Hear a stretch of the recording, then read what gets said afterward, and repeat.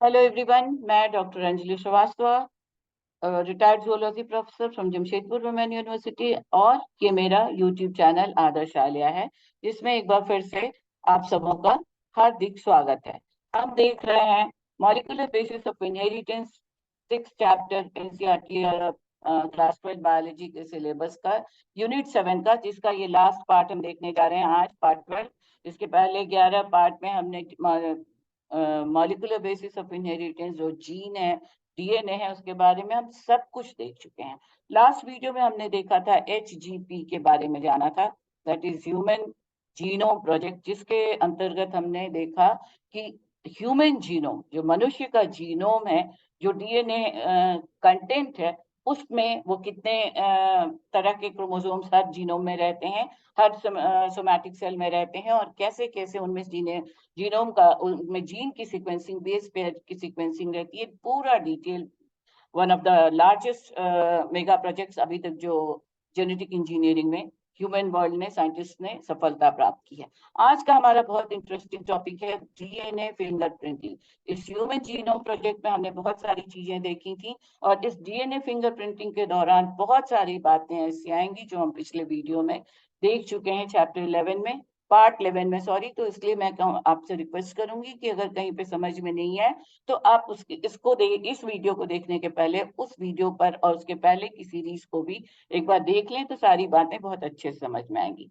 DNA fingerprinting आप सब बहुत बार सुने होंगे। डीएनए का टेस्ट किया गया बहुत सारे सीरियल्स में, बहुत सारे क्राइम सस्पेक्ट्स का डीएनए में सैंपल लिया गया, बहुत सीरियल्स में, फिल्मों में, बहुत सारी क्राइम हुए हैं फॉरेंसिक साइंस में। डीएनए टेस्ट आपने बहुत सुना होगा।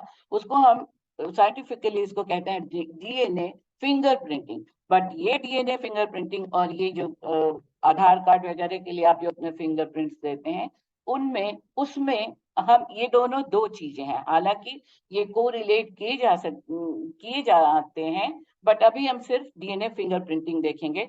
DNA fingerprinting is a technique to identify the individuality of any individual.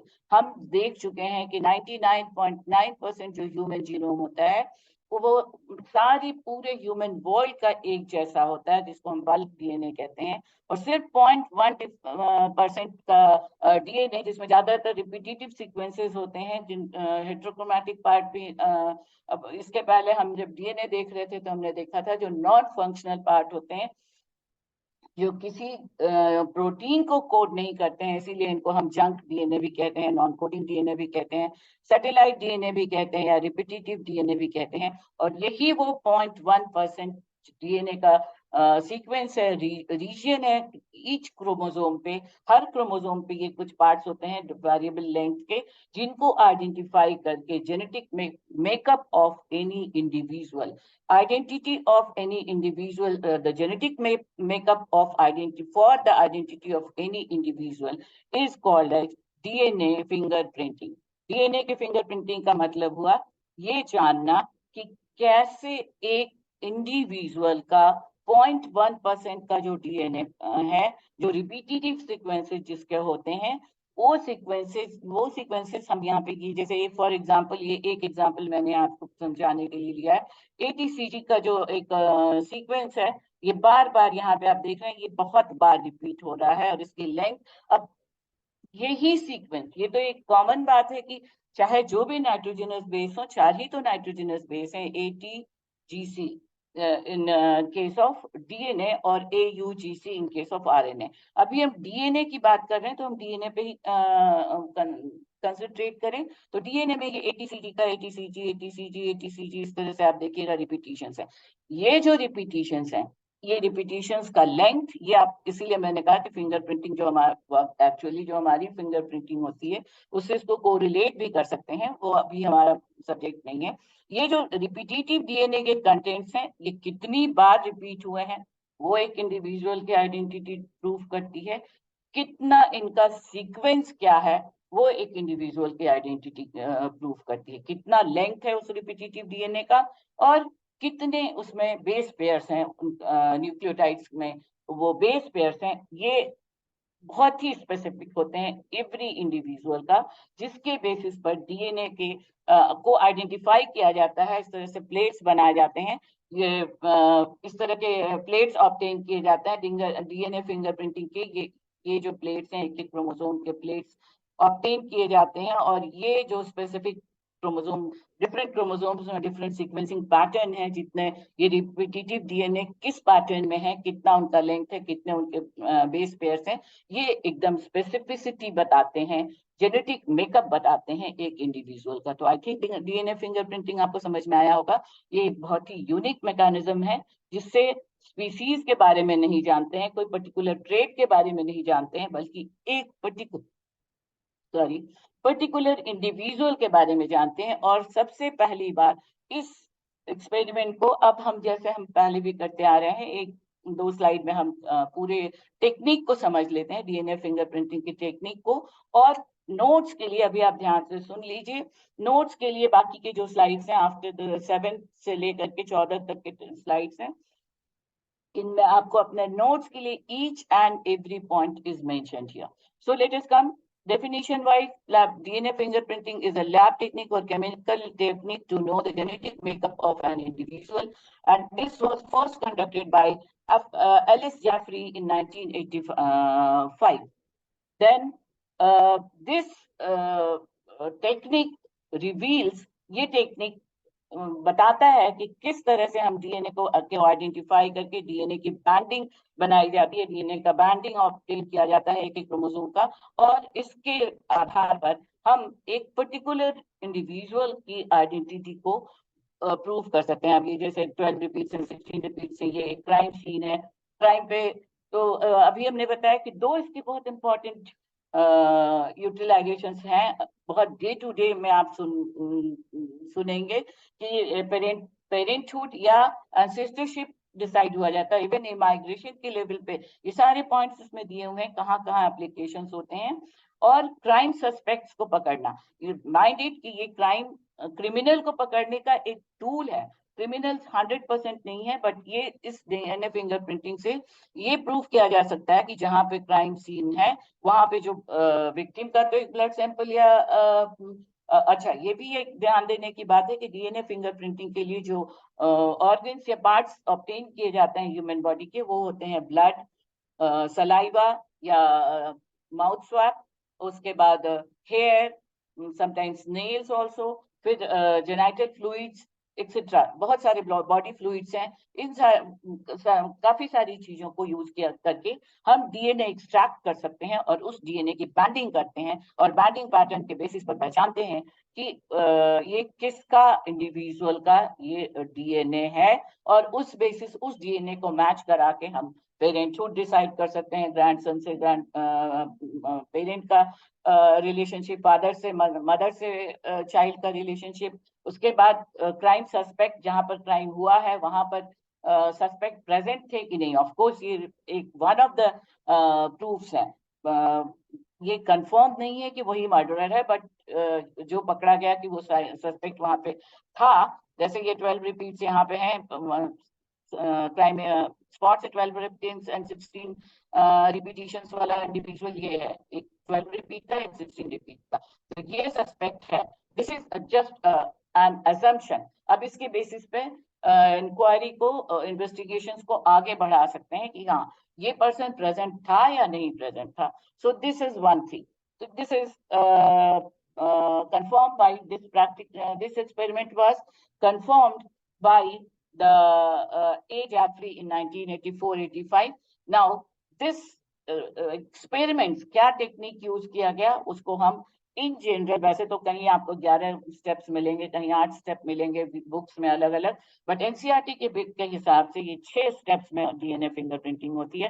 First is extraction and isolation, दूसरा fragmentation by restriction enzymes endonucleases, third is gel electrophoresis, fourth is Southern blotting, fifth is hybridisation, and sixth is autoradiography by the ultraviolet rays, जिसको X ray करना कहते हैं। सो अब आप बहुत ध्यान से इस पूरे एक्सपेरिमेंट को समझ लीजिए और इसके बाद आपको रिटन डिटेल्स इसके एक एक मिल जाएंगे। सबसे इंपॉर्टेंट बात जो हमने पहले भी देखा, बल्क डीएनए हर ह्यूमन में 99.9% डीएनए हर ह्यूमन का एक जैसा होता है, जिसे हम कहते हैं बल्क डीएनए। 0.1% रिपीटेटिव डीएनए होते हैं, जिनमें की डीएनए के सीक्वेंसेस रिपीटेड होते हैं, नॉन फंक्शनल होते हैं, किसी कोड को नहीं किसी प्रोटीन को कोड नहीं करते हैं, इसीलिए इनको सैटेलाइट डीएनए या नॉन कोडिंग डीएनए या जंक डीएनए या रिपीटेटिव डीएनए कहते हैं। ये डीएनए दो तरह के होते हैं, ये रिपीटेटिव डीएनए दो तरह के होते हैं, microsatellite and mini satellite. The satellite DNA is of two types.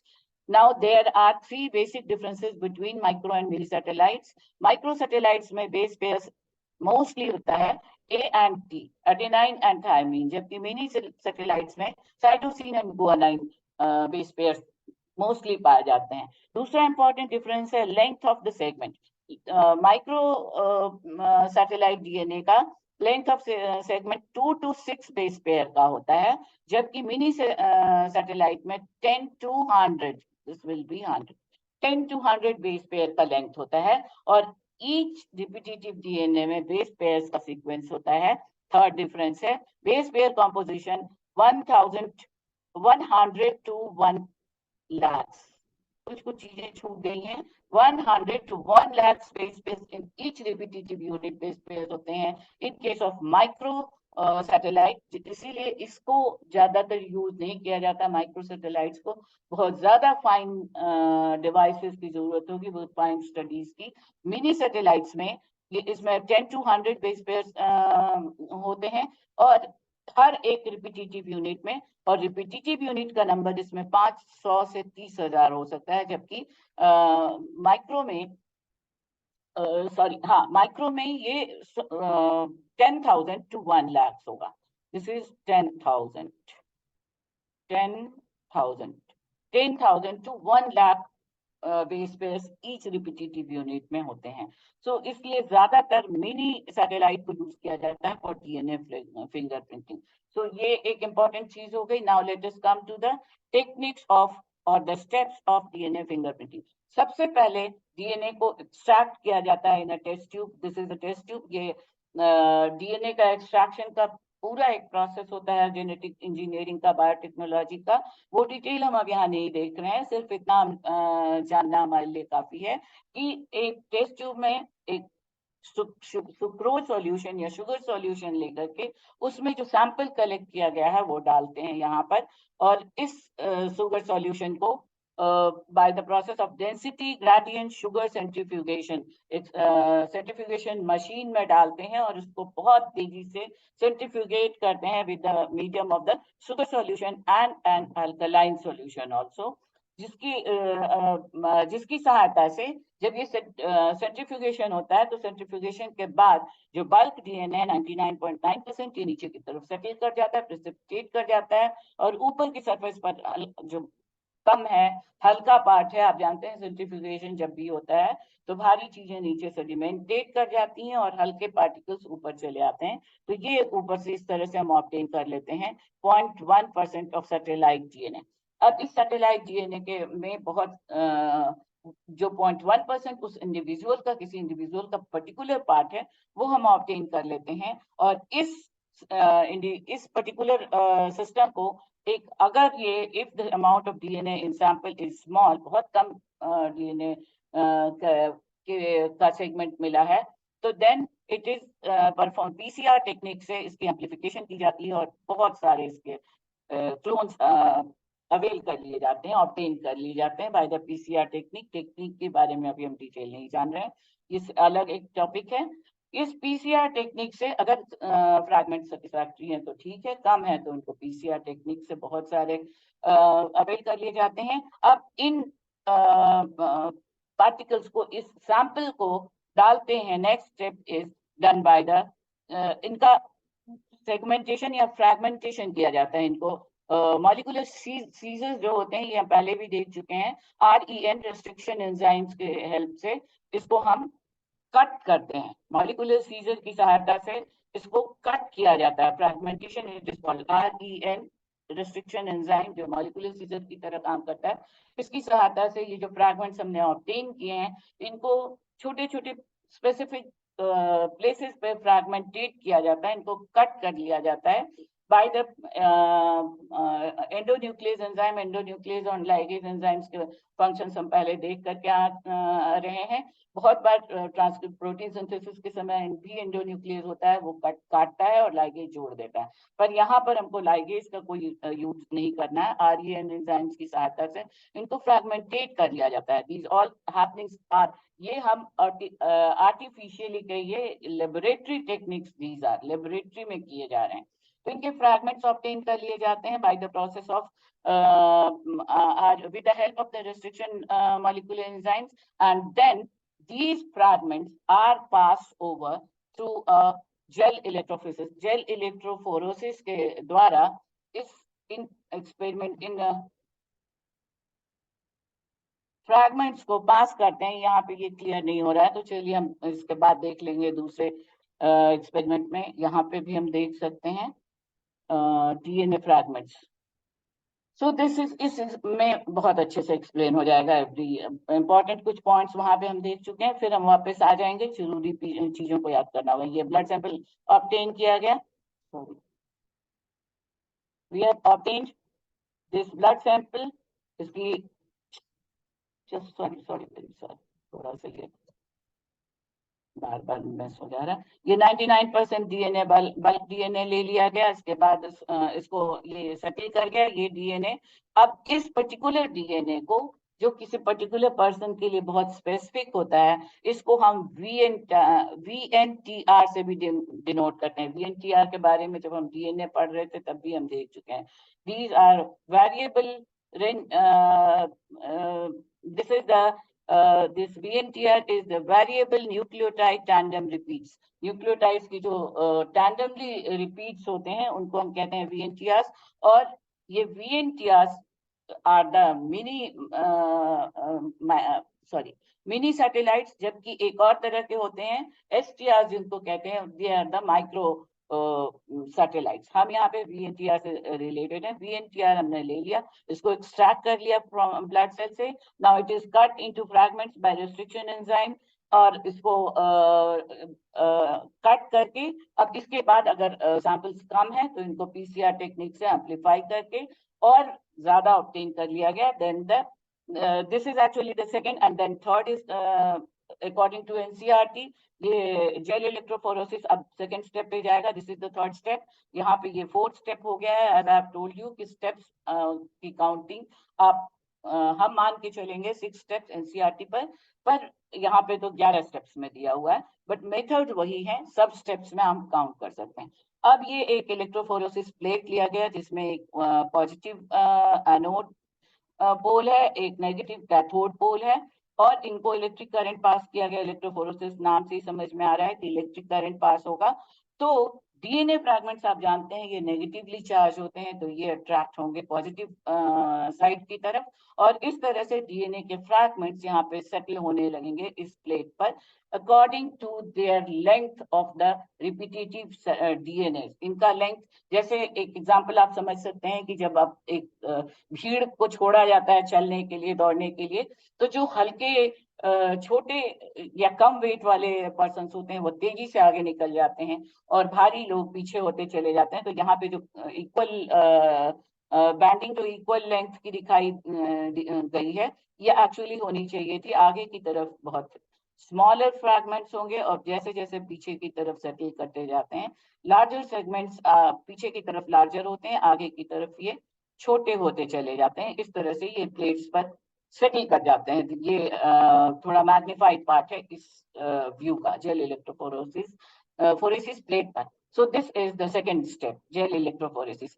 Gel electrophoresis पे जो बैंड्स ऑब्टेन किए गए डीएनए के फ्रैगमेंट्स के, अब ये दिमाग में याद रखिए कि जो जब यहाँ पे सेंट्रीफ्यूगेशन किया गया था उसके बाद जो अल्कलाइन सॉल्यूशन डाला गया उससे जो डीएनए की जो बाइंडिंग है, ट्विस्टिंग है, वो लूज हो जाती है और स्ट्रैंड्स अलग हो जाते हैं, और जेल इलेक्ट्रोफोरेसिस पे जो डीएनए के फ्रैगमेंट्स पास हो रहे हैं, they are single stranded. These things already, everything has been given in your notes. अभी ध्यान से सुनिए, ये सिंगल स्ट्रैंडेड फ्रैगमेंट्स हैं जो जेल इलेक्ट्रोफोरेसिस पे इनकी बैंडिंग ऑब्टेन की गई। अब इस बैंडिंग को हम नेकेड आई से नहीं देख सकते, हम एक्सपेरिमेंट्स कर रहे हैं, इनको हम ऑब्जर्वेशन के लिए अभी इनकी और कई स्टेप्स में स्टेपिंग्स बाकी हैं, ताकि हम ऐसे शीट ऑब्टेन करें जिनमें एग्जैक्ट बैंडिंग पैटर्न हमें मिल जाए, जिसको हम मैच करा सकें। तो ये जेल इलेक्ट्रोफोरेसिस हो गया, इलेक्ट्रोफोरेसिस से बैंडिंग ऑब्टेन कर लिया गया, छोटे फ्रैगमेंट्स आगे बढ़ जाते हैं, बड़े फ्रैगमेंट्स पीछे की तरफ रह जाते हैं। अब इसके बाद नेक्स्ट स्टेप है, अब हम नेक्स्ट स्टेप ही कहते हैं, हम पहले ही हम बता चुके हैं कि 6 स्टेप्स होते हैं।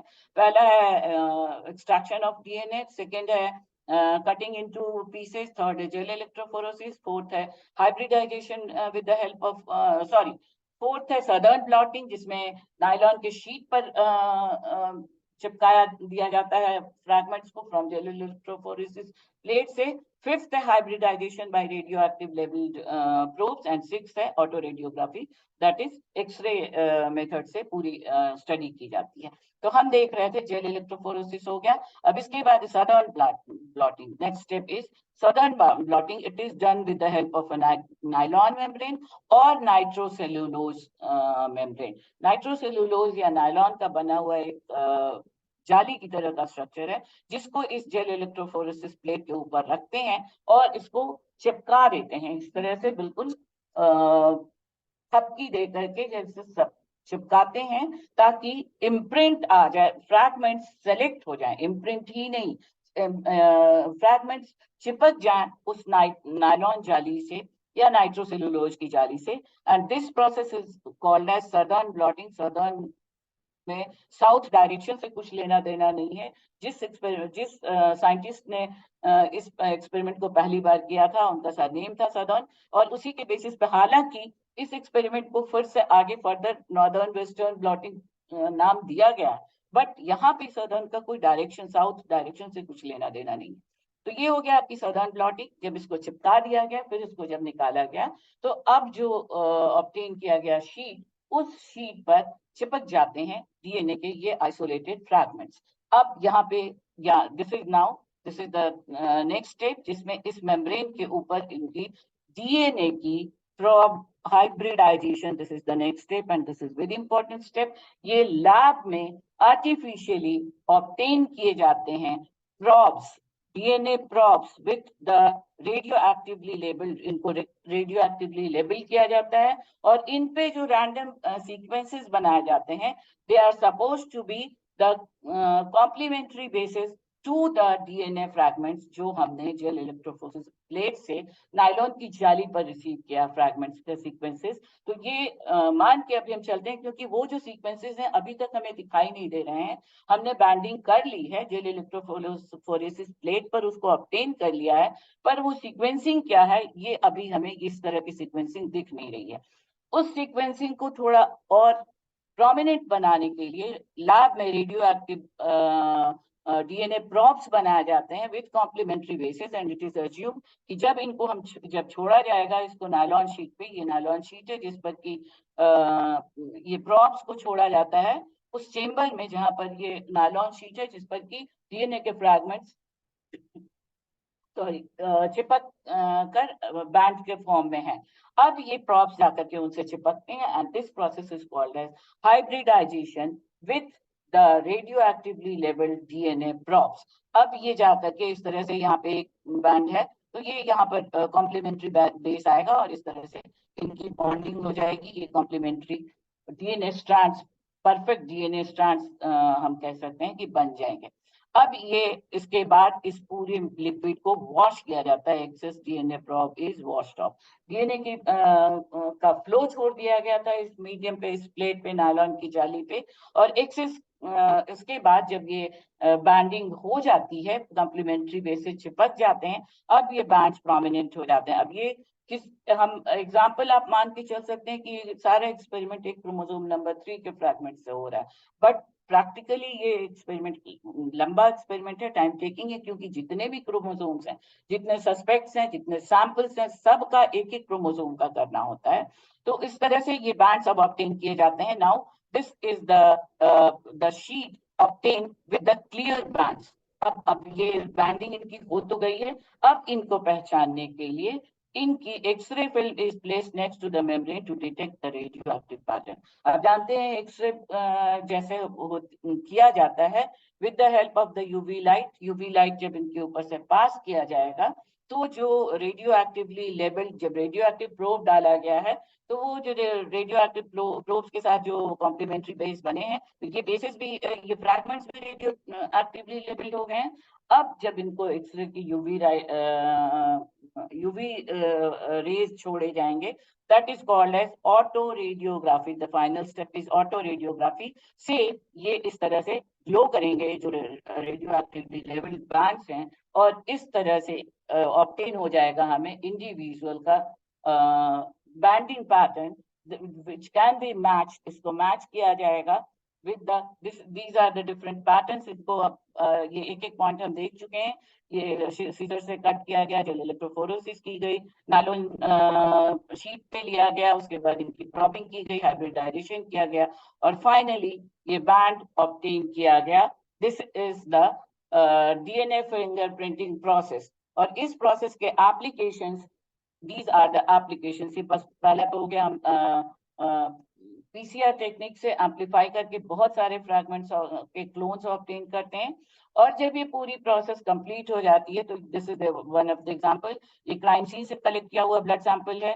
ये सस्पेक्ट 1 का ब्लड सैंपल लिया गया, सस्पेक्ट 2 का ब्लड सैंपल लिया गया। करेक्ट, इसकी जो बैंडिंग हुई फिंगरप्रिंटिंग से ये बैंड पैटर्न ऑब्टेन किए गए, और इनको मैच कराया गया सस्पेक्ट्स के बैंडिंग पैटर्न से।